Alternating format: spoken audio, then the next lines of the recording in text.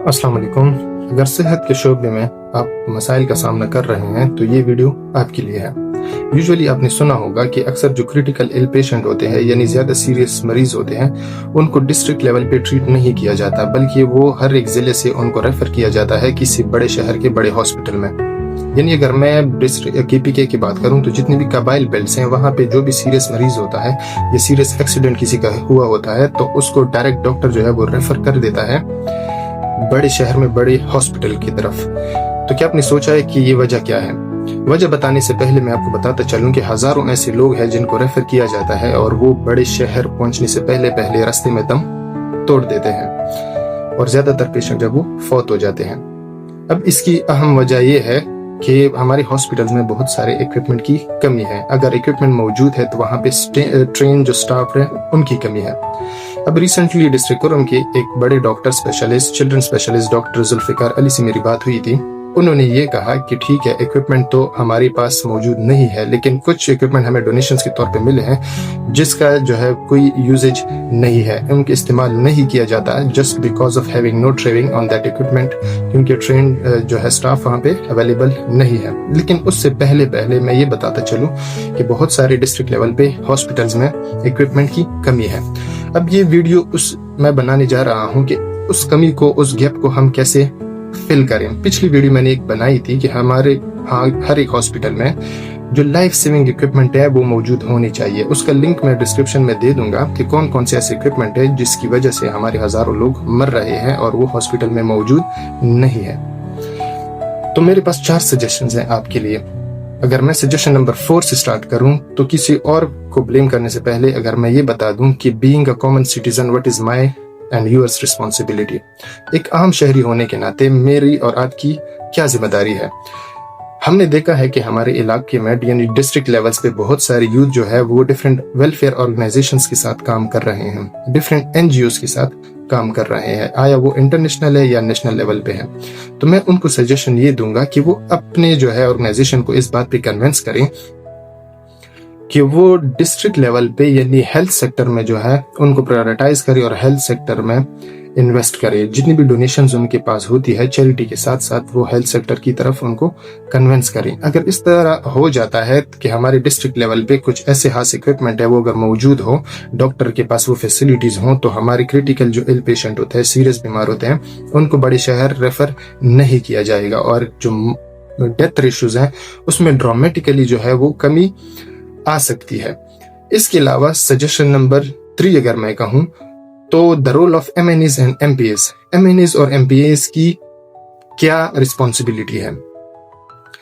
अब अक्सर हमें देखने को मिलता है कि हमारे MNAs, MPAs या मेयर्स जो है उनका फोकस यूजुअली सिर्फ रोड्स पे होता है यानी इंफ्रास्ट्रक्चर पे होता है, लेकिन उनको मैं ये बताता चलूं कि health sector deserves equal priority. ठीक है, बल्कि मैं ये कहूंगा कि हेल्थ सेक्टर को उससे ज्यादा आप जो है प्रायोरिटी दें। यूजुअली ये होता है, अगर मैं उनको कहूं कि हजारों लोग जिनकी जानें जाया होती है वो सिर्फ इसी वजह से जाया होती है कि या तो मशीन मिसिंग है नहीं, अगर है वो मिसयूज होता है बल्कि या यूज ही नहीं होता। तो उनको मेरा मशवरा यह है कि जो उनका बजट होता है उनका जो मैक्सिमम पार्ट होता है वो हेल्थ सेक्टर के लिए, अपने डिस्ट्रिक्ट लेवल के लिए जो है वो मुख्तस कर दे। ठीक है, और इसके अलावा उनके लिए मेरा सजेशन ये है कि अगर इनकेस उनके पास बजट की कमी है, बहुत सारे मसाइल हैं हमारे मुल्क में, तो उनके लिए मशवरा ये है कि उनका डिफरेंट NGOs के साथ, वेलफेयर ऑर्गेनाइजेशन के साथ राब्ता होता है। तो वो ये कर सकते हैं कि डिफरेंट NGOs के साथ मिलके जो है वो अपने इलाके में हेल्थ फैसिलिटीज या हेल्थ मशीन्स की अवेलेबिलिटी को यकीनी बना सकते हैं। इसके बाद जो तीसरा मेरा सजेशन है जिसको मैं स्मार्टर डोनेशन कहता हूँ। यूजुअली पाकिस्तान में हमने देखा है कि बहुत सारे इक्विपमेंट जो है वो डोनेट किए जाते हैं। WHO, UNHCR और UNICEF जैसे बड़े ऑर्गेनाइजेशन बहुत सारे हॉस्पिटल्स को डोनेशन देते हैं, लेकिन वो इंतहाई एक्सपेंसिव इक्विपमेंट होते हैं। लेकिन मसला क्या होता है कि डोनेशन देने से पहले उनको भी मेरा सजेशन ये है कि वो सबसे पहले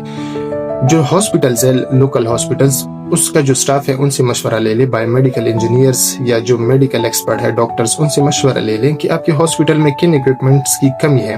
ताकि हम उसी का जो गैप आ रहा है उसको फिल कर सकें। اس کے علاوہ جس طرح میں نے آپ کو بات کی ہے کہ اکثر وہ ڈونیشن کر لیتے ہیں لیکن وہ مشین جو ہے وہاں پہ استعمال نہیں ہو پاتی، تو ان کے لیے میرا مشورہ یہ ہے کہ وہ انشور کریں جب بھی کوئی ہاسپٹل ایکوپمنٹ وہ ڈونیٹ کرتے ہیں کسی بھی ڈسٹریبیوٹر سے وہ لیتے ہیں فورن کنٹری سے،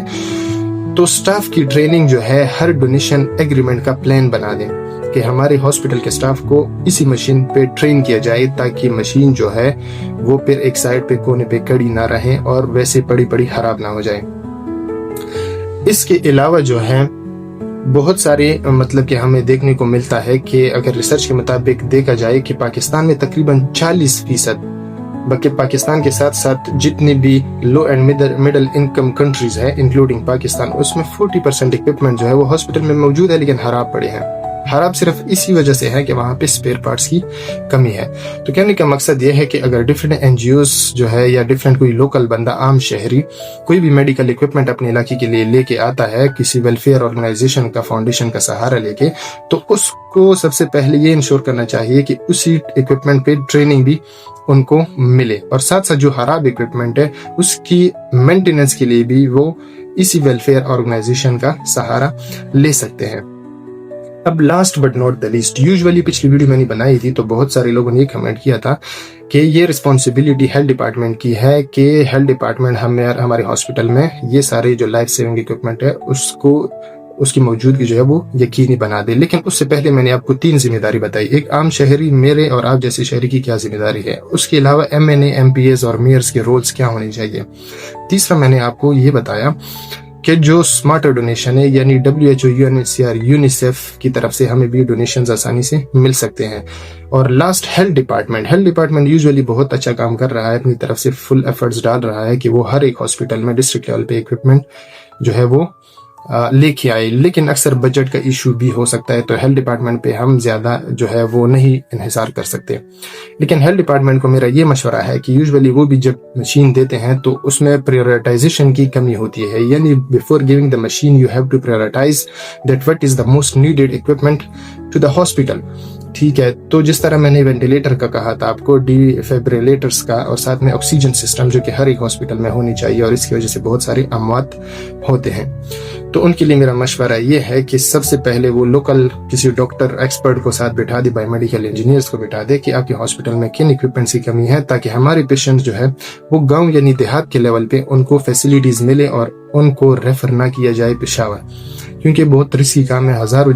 ہزاروں لوگ ہمارے گاؤں کے یوزولی ہم سنتے آ رہے ہیں کہ ان کا ادھر علاج نہیں ہو پاتا، اور جیسے وہ ان کو ریفر کر دیتے ہیں تو رستے میں وہ اپنا دم توڑ دیتے ہیں۔ تو کائنڈلی یہ ویڈیو شیئر کریں اور ہیلتھ ڈپارٹمنٹ کے لیے اپنے طرف سے ایک ذمہ دار شہری ہونے کے ناطے اقدام اٹھائیں، کیونکہ آج یہ کسی اور کا پیشنٹ رستے میں ریفر ہوتے ہوئے مر جاتا ہے، کل کو یہ پیشنٹ آپ کا بھی قریبی رشتہ دار یا قریبی کوئی بندہ ہو سکتا ہے۔ تو اپنا اور اپنوں کا خیال رکھیں۔ اللہ حافظ۔ Thank you so much.